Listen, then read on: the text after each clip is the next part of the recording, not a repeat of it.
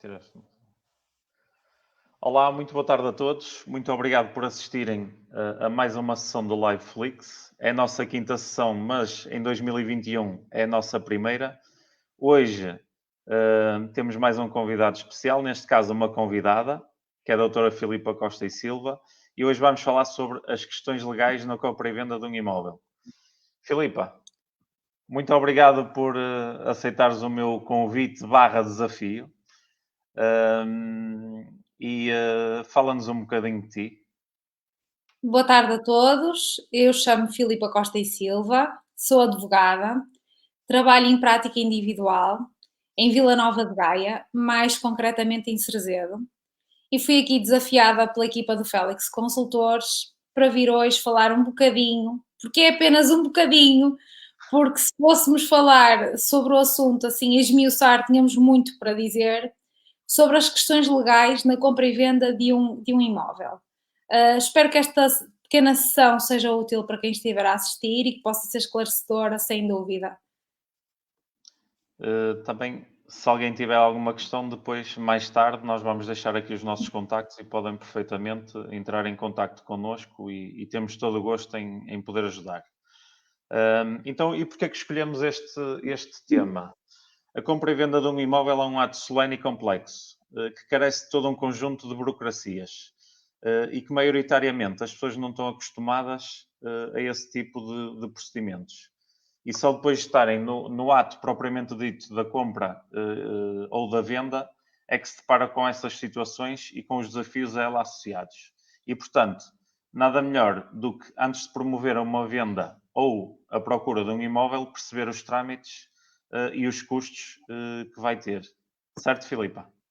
Sim, é verdade.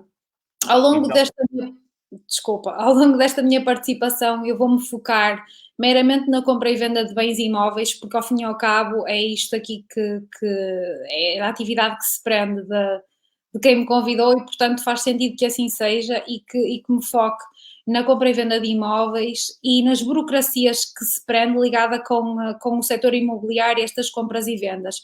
Portanto vai ser muito focado nisto. Mas o Félix ia-me fazer uma pergunta, e qual era, por yeah, favor?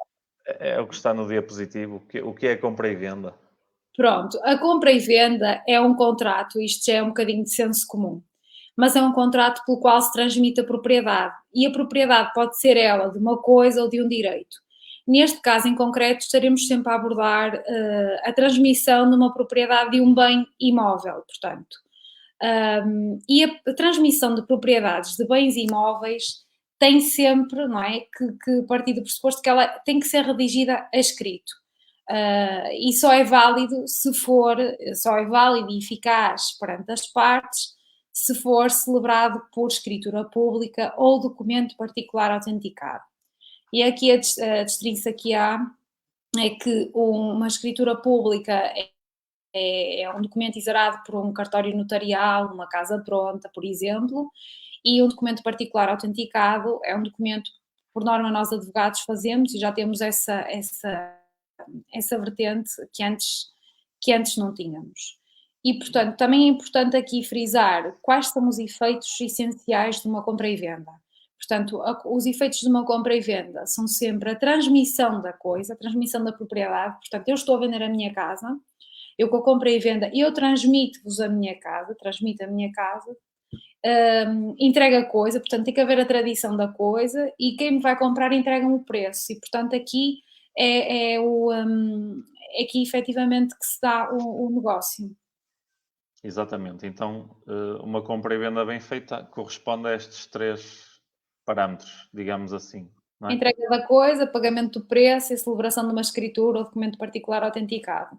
A redação a escrito do negócio. Muito bem. Então, e que... Podes passar o próximo slide, por favor? De imóveis. Então, aqui basicamente nós temos dois tipos, não é?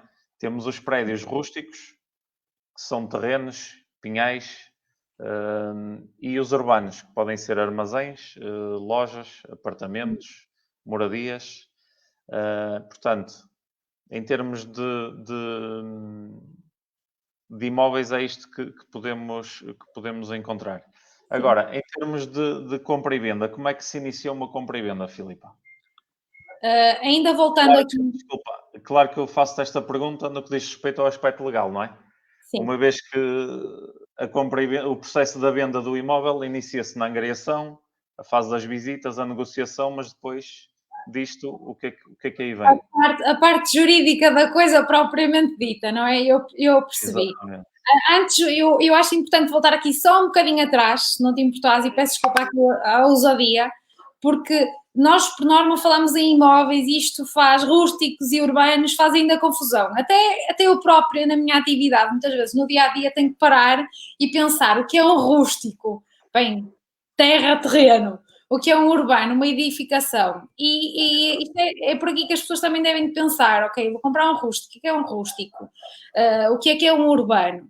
E isto faz diferença se eu, promitente comprador, se eu quero comprar, por exemplo, um terreno para construção, um exemplo, quero comprar, e não percebo bolha disto, quero comprar um terreno para construir, mas não percebo nada disto.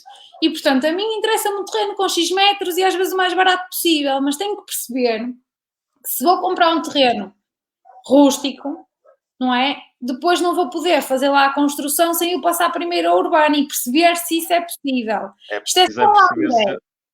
se, é Isto é só preciso uma perceber se a ideia. Câmara, se o PDM permite, não é? Passar de Portanto, eu rústico vou a fazer urbano. aqui uma pequena abordagem, porque de repente Exato. me arrocrasse dizer assim, rústico é só terrenos, mas posso ter um terreno que já é urbano, porque já permite uma edificação, ou a priori vai permitir uma edificação. E é preciso as pessoas terem essa noção de que se eu vou comprar um terreno, não é? Tenho que, antes de olhar só para o valor e para os metros e para o local se me agrada, perceber se desse terreno rústico depois, se eu vou conseguir urbanizar, se vou conseguir passar ao urbano para efetivamente fazer uma construção. E isto faz toda a diferença entre eu comprar um terreno e depois ficar com os documentos e depois não poder construir lá nada e ficar com um pinhal para cultivo ou uma terra ali apenas para cultivar. E isso faz Sim, aqui, para voltar atrás, mas achei que era sim, importante fizeste bem, e este fizeste bem. induzir em erro e lembro-me desta situação. Fizeste muito Agora, bem, porque é pertinente, porque há muitos prédios rústicos, terrenos que estão como rústicos, mas é possível alterá-los para urbanos. exatamente. E há os que não é possível de todo. Isso já depende do PDM da Câmara, o que é que está lá previsto, o que é que não está, não é? A maioria das pessoas não entende, porque assim, como é que dois terrenos, por exemplo, próximos um do outro, um custa X e o outro é mais barato, quase 25 ou 30%. Qual é a diferença? Quer dizer, estou-me Ou aqui a mais, matar. Quer dizer, às exato. vezes está aqui estas linhas ténues que fazem depois toda a diferença na prática.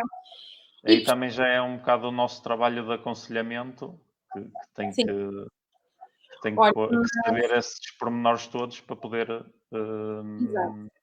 informar ambas as partes, porque às vezes os proprietários também não fazem ideia do que têm e Ainda há o comprador também não. E exato, então também temos que proteger um cliente e outro, não é? Nesse ainda há pouco aspecto. tempo deparei-me com uma situação dessas de uns clientes que efetivamente compraram um rústico, convictos de que poderiam construir, até porque fizeram logo essa menção que era para construção e tal.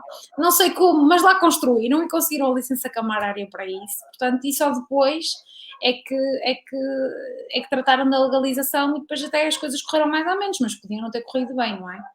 Porque ali o PDM já poderia estar, Sim, já ok. poderia não, já tinha que ter essa, Sim, essa essa, possibilidade. essa menção, sim. Pronto. Então vamos lá, como é que se inicia a compra e venda? Bem, Depois da agressão, depois das visitas, depois do negócio fechado. então é Qual é a assim, primeira coisa a fazer? na prática imobiliária e não só, pese embora a lei não obrigue que assim seja, uma das fases que antecede, ou pelo menos na minha ótica, deveria de anteceder sempre uma compra e venda, deveria ser aqui um contrato de promessa de compra e venda. Vulgarmente designado por CPCV. As pessoas ouvem o CPCV, isto é um nome um bocadinho grande. O que é isto? CPCV? É um contrato de promessa de compra e venda. O próprio nome diz tudo, basta deixá-lo soar aqui ao nosso ouvido e perceber. É um contrato pelo qual alguém promete comprar, o outro promete vender um determinado imóvel, seja ele qual for, e agora passando essa parte à frente. Volto a dizer que não é um contrato obrigatório, mas que é muito importante, porque este acordo, não é, vai salvaguardar os direitos dos indivíduos, portanto, envolvidos no negócio, seja ele promitente comprador ou promitente vendedor. Acaba por salvaguardar aqui até ao momento da escritura e deve obedecer a determinadas regras, mas isso vamos falar mais para a frente. Muito bem. Pese embora não tenha força, não seja obrigatório, mas acaba por ter uma força legal para garantir alguns direitos dos contratantes. E aqui só como um pequeno lamiré da importância que isto tem.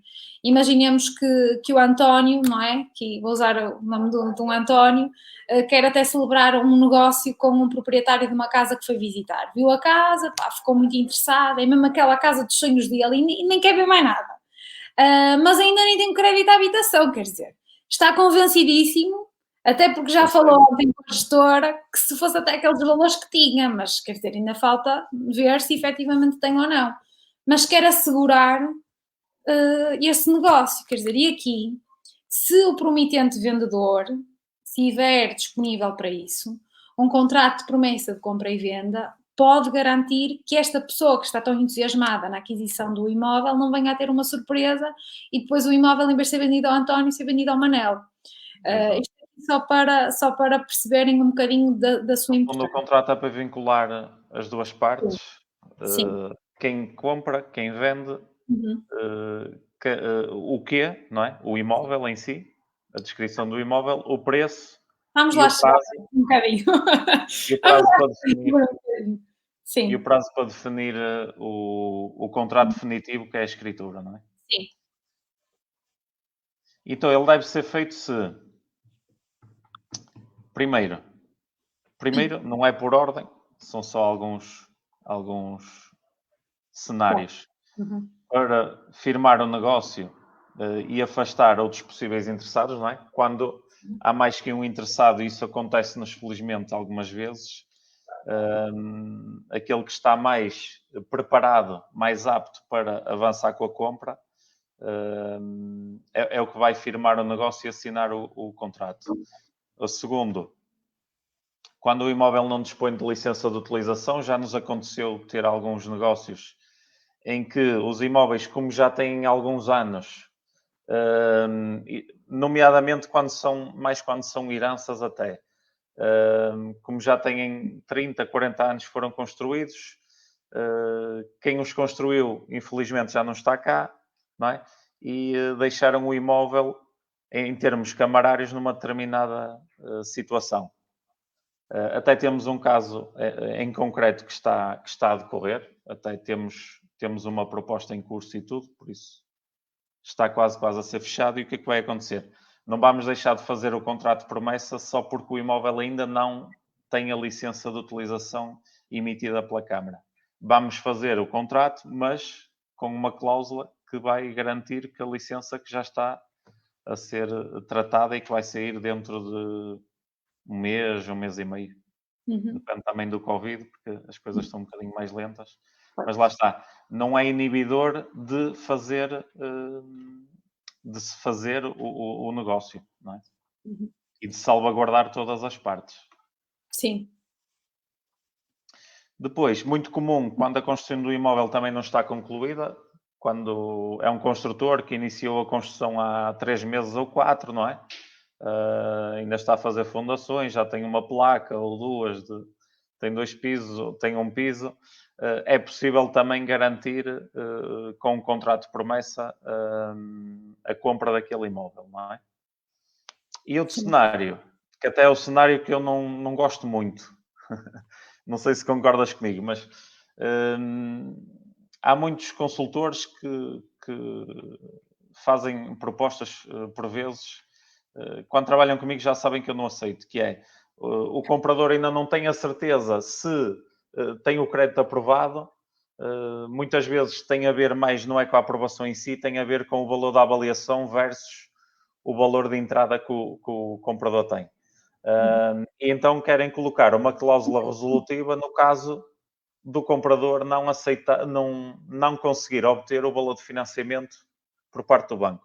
E eu não concordo com ela porque ela só salvaguarda a parte compradora, porque Sim. pode desistir do negócio, e a parte vendedora, mesmo que amanhã apareça alguém que pague mais, não pode desistir do negócio porque está vinculado àquela pessoa. E depois temos sempre aquele cenário de que, imagina, o promitente comprador até viu um negócio mais vantajoso e depois a outra parte, o promitente vendedor, não vai saber se a outra pessoa teve ou não financiamento e, portanto, é muito fácil dizer assim, olha, afinal, a avaliação até nem foi boa, não correu da forma que eu desejava ou que era necessária e, Exato. portanto, não posso celebrar o negócio e devolva-me, se faz favor, o sinal.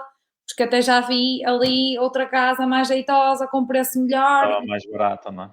Enquanto isso, a verdade é que temos aqui uma série não é, de expectativas de parte de quem vai vender, que acabou se calhar por perder outras pessoas que também estariam interessadas até então na aquisição do imóvel portanto aqui há uma frustração, não é? Também de Sim, parte porque de também quem. temos 70, 80% dos proprietários que estão a vender também são futuros compradores, ou seja, têm que firmar aquele negócio com segurança para poder avançar também com máxima segurança para uma casa nova e, portanto, não podemos estar aqui a dar um caso que não seja tão concreto quanto isso, não é? Temos que Sim, arranjar sim, um negócio que seja firme para a pessoa poder também tomar as suas decisões, não é? claro, concordo. Olha, quais os elementos que deve conter o contrato de promessa de compra e venda, Filipa? Pronto, o contrato de promessa de compra e venda, eu sou um bocadinho chata nos contratos de promessa de compra e venda, porque eu acho não, os contratos de promessa de compra e venda têm que estar o mais discriminados possíveis.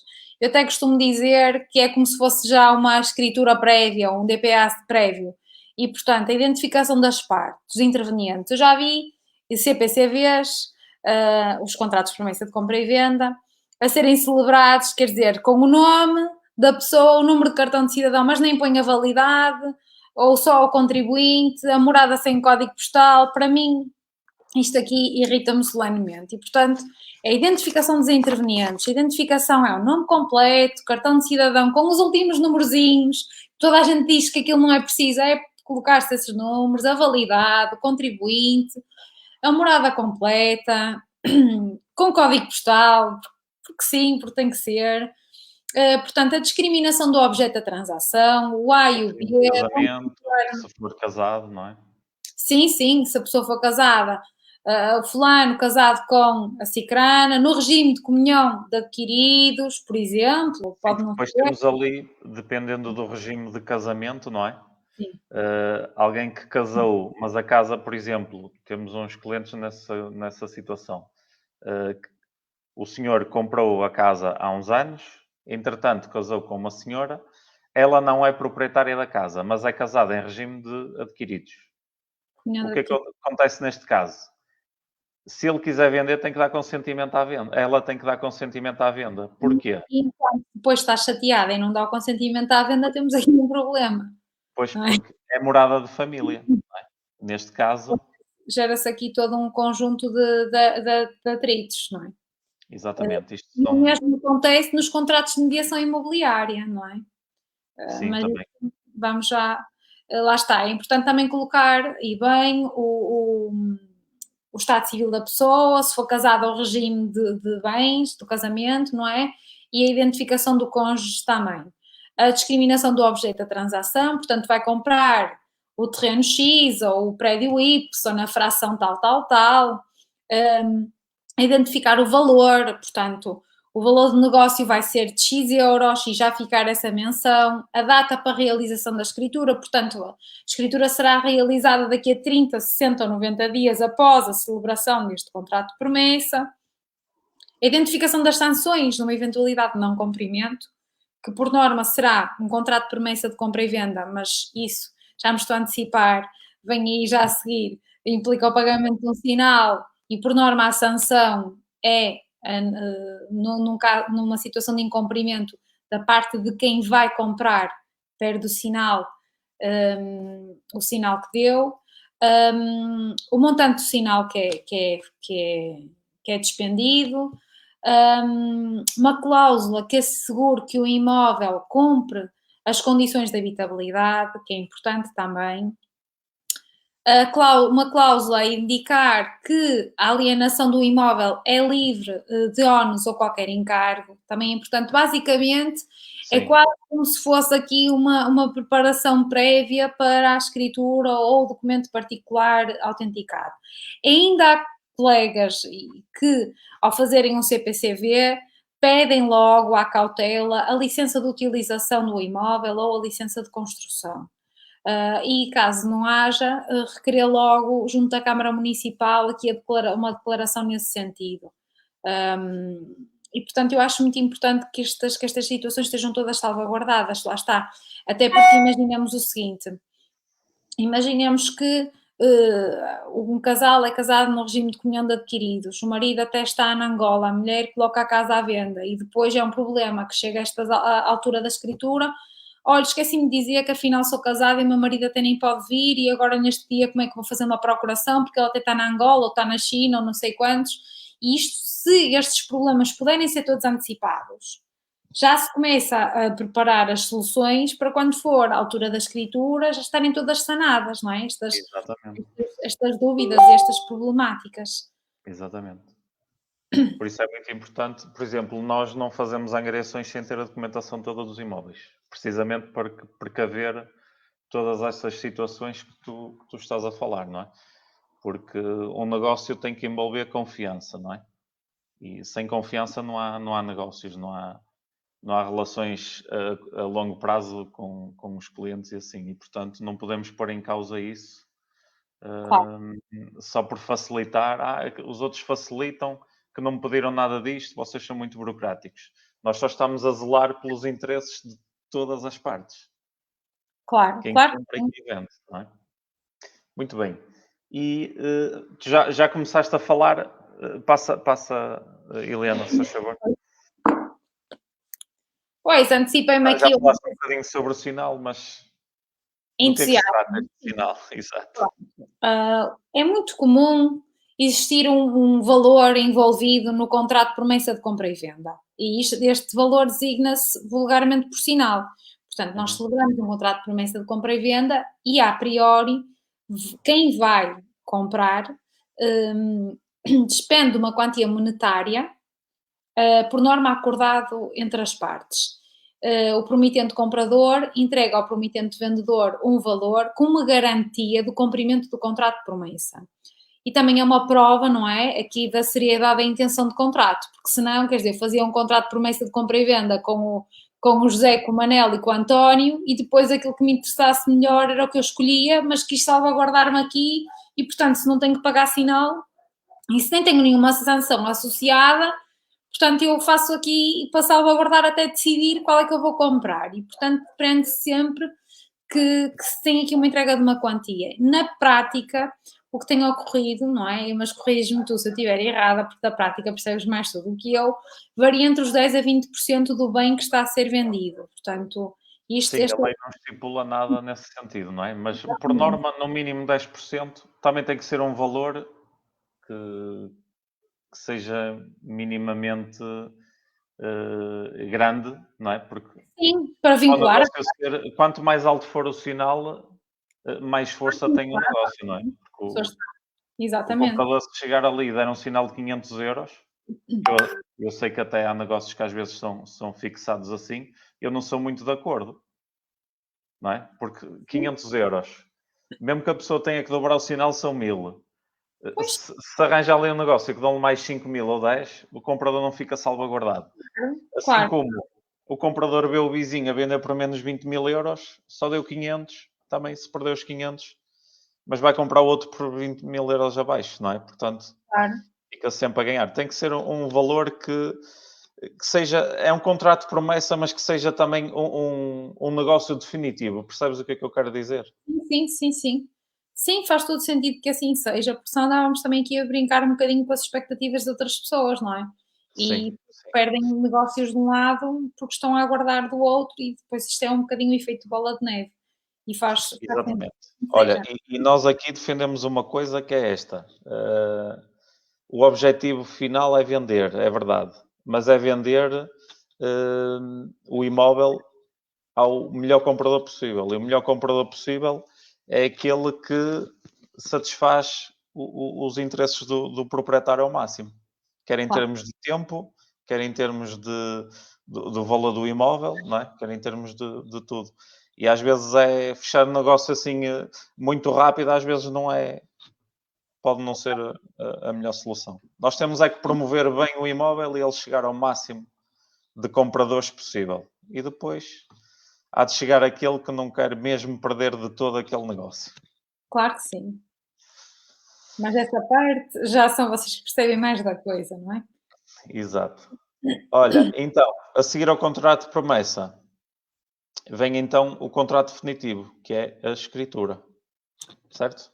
Sim. Eu antes disso, e se não fosse ser aqui um bocado uma melga, até porque estamos a falar do contrato de promessa de compra e venda, Hum. e depois falamos aqui no sinal, eu vou falar um bocadinho no caso do incumprimento do, Sim. do contrato de Quer dizer, eu promessa. falei um bocadinho, mas sim, fala. Pronto. Porque faltou aqui duas coisas, acho eu que faltou, que eu acho importante dizer-se, porque senão vai dizer assim, opá, eu paguei, depois se o negócio não se realiza, já que falámos do CPCV, o que é, em que é que consiste, o sinal, agora perceber no caso de incumprimento, o que é que pode acontecer e se posso vir a perder, não é? Aqui, se alguma das partes pode perder o dinheiro. E a resposta efetivamente aqui é sim, num contrato de promessa de compra e venda, pode haver aqui, não é? Pode perder o dinheiro num caso de incumprimento do contrato. E aqui para fazer duas distinções entre o promitente comprador e o promitente vendedor, porque há diferença. Sim. Se for o promitente vendedor, portanto, quem à partida vai vender o imóvel a não cumprir o contrato de promessa de compra e venda, ele tem que devolver ao promitente comprador o valor do sinal, que é o dinheiro entregue na data da escritura, na data do CPCV, tem que ser entregue em dobro, como uma penalização. No entanto, e por outro lado, se o incumprimento do contrato for do promitente comprador, de quem vai comprar o imóvel, o promitente vendedor pode ficar com um sinal. E Ok. aqui nota-se, Compensação, não é? sim, O nota-se que comprador entrega, o proprietário tem que dar em dobro porque tem que dar aquele que recebeu mais a compensação que é o sim, sim, outro tanto. sim. É importante também aqui percebermos que a parte que cumpriu, não é, pode também recorrer a tribunal para pedir a execução específica do contrato, com a finalidade de conseguir uma sentença que permita o cumprimento coercivo do contrato de promessa de compra e venda. Mas isto já tínhamos que entrar aqui por outros 500 e por uma situação aqui Sim. mais específica, Basicamente é o artigo 830 do Código Civil. para as pessoas ficarem aqui só com um lamiré sobre esta situação. E agora podes continuar. Muito bem. E agora, sabes porque é que pronto, não passei à frente o incumprimento, porque nós, felizmente, isso não acontece, porque nós salvaguardamos que isto é um negócio de responsabilidade, não é? Claro. Envolve muita gente, envolve o bem-estar de famílias e, portanto, nós não gostamos de brincar com isso. E eu prefiro não fazer um contrato de promessa do que depois fazer um contrato com alguém que depois vai criar problemas, não é? Sim, sim, Prefiro sim. fazer negócios firmes. E por isso, para nós, nunca aconteceu, felizmente, a parte do incumprimento. Sim, E a seguir aí vem a escritura. mas à cautela já que já ficou a menção não é, Exato. dessa situação. Uhum. E depois disto tudo, não é? Finalmente vem a desejada, principalmente por quem vai comprar, mas também por quem vai vender, que vai receber o dinheirinho, a escritura Exato. pública de compra e venda. E, portanto, o que é a escritura pública de compra e venda?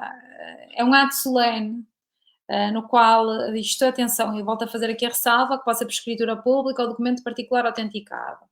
É basicamente um documento, não é? Solene, no qual atesta-se aqui a compra e venda do imóvel, é devidamente assinado, reconhecido e pode ser feito em notários, na casa pronta e lá está. Próximo slide, não é? Cartório notarial, registro predial, casa pronta. ou também um advogado, um solicitador, pode fazer o documento particular autenticado e o registro do imóvel.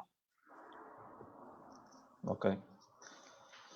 Ora bem, quais são os custos associados à compra e venda?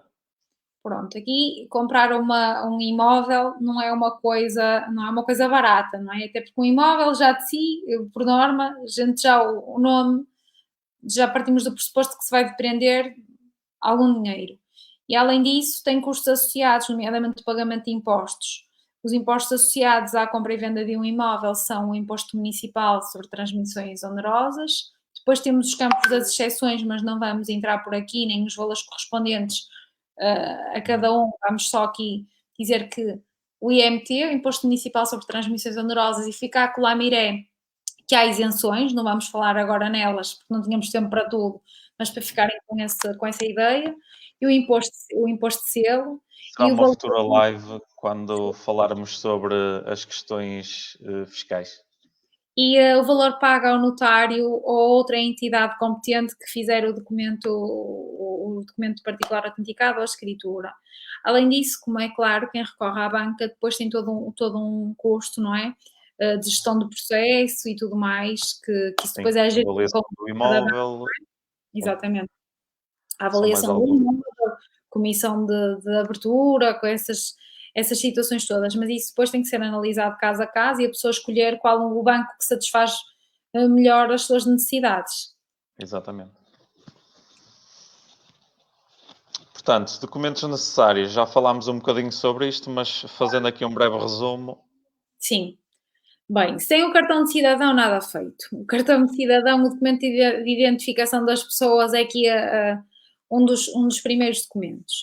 E aqui, certeza que se passa isso na vossa prática, até porque já falámos sobre o assunto e sei disso, que muitas das vezes as pessoas ficam aqui um bocado apreensivas em que, ok, pedem o cartão de cidadão para verificar, por exemplo, vocês vão fazer um contrato de mediação imobiliária. Estou a dar um exemplo hipotético, não é? Que é a primeira fase de todas, a angariação do imóvel ou quando estão à procura de um imóvel para um cliente. E pede sempre o cartão de cidadão, não é? É como nas escrituras. Mas aqui falando um bocadinho da parte imobiliária, e eu sei que as pessoas às vezes ficam aqui um bocadinho na dúvida, mas eu não tenho que entregar cópia do cartão ou mostrar-vos o meu cartão de cidadão, ok, não tenho que entregar cópia e não tenho que me dar o cartão de cidadão. Mas a verdade é que sem eu verificar esses dados, eu não vou poder fazer a documentação, não vou poder fazer o contrato de mediação imobiliária, não posso fazer a escritura e, portanto, aqui o cartão de cidadão que é a identificação de quem compra e de quem vende. Nós, como mediadores imobiliários, temos 11 deveres e o primeiro de todos é o dever da identificação. Portanto, é uma das leis que se sobrepõe a essa dos cartões de cidadão, da pessoa se poder recusar. É a Lei 15 de 2013. E depois temos aqui a identificação do imóvel, temos a caderneta predial, tem aqui uns pequenos exemplos, a certidão permanente, o certificado energético. Depois também há exceções à parte do certificado energético que não vão ser faladas aqui, mas há relativamente, por exemplo, aos metros quadrados, pode haver aqui algumas exceções. Uhum. Depois a licença de utilização do imóvel e também há exceções se forem construções anteriores a 1951. Além disto, pode haver outro tipo de documentação quando estamos a falar de prédios urbanos. Portanto, relativamente a situações de compropriedades, relativamente a pareceres, quando, por exemplo, vão adquirir um imóvel, um rústico em regime de compropriedade, tem que ser solicitado um parecer à Câmara nesse sentido e tem que se ter esse documento também. Se tiverem prédios confinantes, também dar o direito de preferência. Portanto, aqui temos, estes são os documentos base, a chave base. Cartões de cidadão, cadernetas prediais, certidões permanentes, certificado energético e licença de utilização do imóvel. A par disso, podem ser necessários outros documentos, e principalmente se estivermos a falar de um rústico, às vezes há aqui algumas situações. Depois, também é sempre importante ter em conta que se estivermos a falar de imóveis adquiridos por partilha, por exemplo, que tem que se juntar também depois à habilitação de herdeiros em certos casos e têm que estar todos presentes para a outorga das assinaturas. Exatamente. Portanto, mas aqui ficam com uma ideia base, não é, do que é o essencial e O o que é o que normal, não é? sim, o que tem que estar munidos para poderem comprar e vender, não é? Porque também, pronto, além dos confrontantes ter que dar, no caso dos prédios, dos terrenos, dar a preferência, também temos, em alguns casos, depende da zona, não é? Uhum, Dar o direito de preferência no caso de apartamentos, moradias, também se sim. tem que fazer. Portanto, Esse isto é também só é uma exceção. depois há aquelas situações, não é, particulares, tem que se ver caso a caso, não é? Tudo caso a caso, Claro, mas estes são os documentos principais que se tem que ter para se poder promover, não é? Para vocês promoverem a venda e para se poder fazer uma escritura, temos que ter exato. sempre estes documentos, sim. Ok. Olha, uma parte também muito, muito importante, que é a capacidade das partes, não é? O Sim, que é que sim, é nos tens a importante falar sobre aqui isto? um bocadinho sobre a situação que durante a nossa live já fomos dando aqui um bocadinho entre estas situações que às vezes é necessário termos aqui um suprimento ou não. E temos aqui situações, por exemplo, ah, no regime de comunhão de adquiridos, a esposa não pode vender ou o marido não pode vender sem autorização do outro cônjuge, sem vender, não é? Sem autorização da outra parte. Na habilitação de herdeiros, onde, não é? Temos um falecimento de alguém, não pode um dos herdeiros vender sem autorização dos demais, têm que estar todos presentes, E munidos respectivos cônjuges também? munidos da habilitação de herdeiros e dos cônjuges e identificar o regime de bens. Por exemplo, o menor, numa situação de um menor que até tem um imóvel, seja ele, não é, que até ficou por testamento, de um tio, de um primo, não interessa. Quer dizer, aqui terá sempre que ser suprida essa incapacidade e requerer-se ante do tribunal o suprimento dessa incapacidade, e o mesmo se aplica também no regime do maior acompanhado, no qual se tem que explicar o porquê, pedir-se esse suprimento e que é vantajoso para a pessoa explicar-se o porquê para o tribunal o consentir. Portanto, é mais assim para este tipo de situações. Muito bem. E agora, uma coisa que está na lei, não é? Que são as cauções. Nós, Pois, por norma, quando temos uma proposta, quando temos um potencial comprador com uma intenção de compra para um imóvel, nós temos aqui um procedimento que é o seguinte: termos a cópia do cartão de cidadão, da identificação, que é para o proprietário perceber que está a negociar com alguém que efetivamente quer comprar, não é? sim. Um, ter um cheque de caução e ter o nosso formulário da Remax com o valor da proposta, com o prazo de escritura, se vai recorrer ou não a financiamento e qual o montante. Gostava que falasse um bocadinho sobre isto, porque isto está na lei. Só que muitos compradores às vezes ficam assim, que é, mas nunca ninguém me pediu isso. Pronto. Eu confesso que é assim, nós não sabemos tudo, e até porque o nosso país, eu já ouvi isto há uns anos, ainda era eu estudante, e ficou na minha cabeça que o nosso país é uma diarreia legislativa, isto todos os dias, temos aqui uma panóplia de leis diferentes e nós não conseguimos ter a capacidade para saber tudo, ainda bem que não éramos máquinas. Eu confesso que até estar mais em contacto convosco, eu própria desconhecia esta lei, que é a Lei 13/2013. E efetivamente, a Lei 13/2013 prevê no artigo 18 que possam haver aqui quantias prestadas pelos destinatários, que são os interessados no negócio, depositadas à guarda da empresa de mediação. Portanto, é assim, eu desconhecia isto e tive que ler, que é para eu conseguir perceber para explicar aqui hoje. Aquilo que eu entendi é que o que cria moça ao permitente comprador, então eu quero comprar, eu até fiz o contrato de promessa de compra e venda, e vem-me agora estes gajos e estão-me aqui a pedir uma caução, mas uma caução para quê? Isto e até muitas das vezes acontece antes do CPCV, pelo que eu percebi, não é? Sim, Que sim, é, sim. temos 3, 4, É 5 ou para 5, formalizar, no fundo, a proposta. exatamente, temos 3, 4 ou 5 pessoas interessadas naquele imóvel. Mas quer E sabes que dizer, eu aprendi isto por experiência própria. Pois, lá está. Porque, sabes, pronto, andámos nisto há mais de 12 anos e conhecemos já muita gente na Remax, na KW, na ZOM, noutras agências tradicionais e conversamos entre nós, vamos partilhando ideias e experiência. E uma vez estava a falar com uma pessoa e eu disse: opá, olha, tive um negócio, acho que aquilo vai cair porque pediu-me para guardar o imóvel 2 dias e nunca mais me disse nada.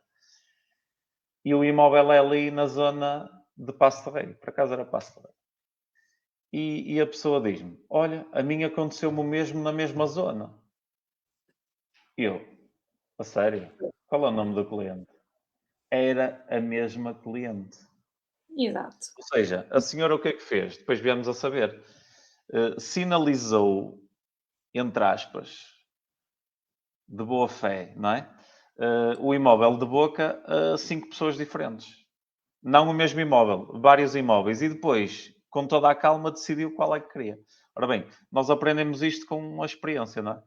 Foi uma má Claro, experiência e, portanto, acabou por ser boa porque aprendemos.